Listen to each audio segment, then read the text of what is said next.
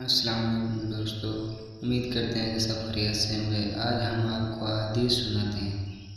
اعوذ باللہ من الشیطان الرجیم، بسم اللہ الرحمن الرحیم۔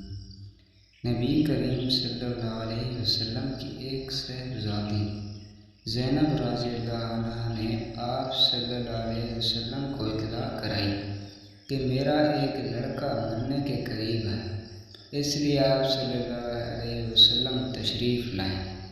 آپ صلی اللہ علیہ وسلم نے انہیں سلام کہلوایا اور کہلوایا کہ اللہ تعالیٰ ہی کا سارا مال ہے، جو لے لیا وہ اسی کا تھا اور جو اس نے دیا وہ بھی اسی کا تھا، اور ہر چیز اس کے بارگاہ سے وقت مقرر پر ہی واقع ہوتی ہے۔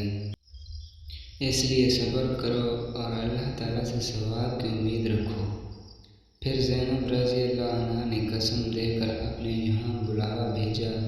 اب رسول اللہ صلی اللہ علیہ وسلم جانے کے لیے اٹھے۔ آپ صلی اللہ علیہ وسلم کے ساتھ سعد بن عبیدہ، معاذ بن جبل، ابی بن کعب، زید بن ثابت اور بہت سے دوسرے صحابہ رضی اللہ عنہ بھی تھے۔ بچے کو رسول اللہ صلی اللہ علیہ وسلم کے سامنے کیا گیا، جس کی جانکنی کا عالم تھا۔ ابو عثمان نے کہا کہ میرا خیال ہے کہ اسماء رضی اللہ عنہ نے فرمایا کہ جیسے پرانا مشکیزہ ہوتا ہے اور پانی کے ٹکرانے کے اندر سے آواز ہوتی ہے، اس طرح جانکنی کے وقت بچے کے حلق سے آواز آ رہی تھی۔ یہ دیکھ کر رسول اللہ صلی اللہ علیہ وسلم کی آنکھوں سے آنسو بہہ نکلے۔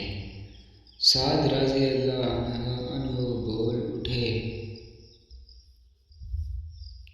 کہا یا رسول اللہ، یہ رونا کیسا ہے؟ آپ صلی اللہ علیہ وسلم نے فرمایا کہ یہ تو اللہ کی رحمت ہے کہ جسے اللہ تعالیٰ نے اپنے نیک بندوں کے دلوں میں رکھا ہے، اور اللہ تعالیٰ بھی اپنے ان رحم دل بندوں پر رحم فرماتا ہے جو دوسرے پر رحم کرتے ہیں۔ پیارے دوستوں، مزید اس طرح کی ویڈیو دیکھنے کے لیے ہمارے چینل کو سبسکرائب کریں اور دوستوں ایک لائک کریں۔ شکریہ، جزاک اللہ۔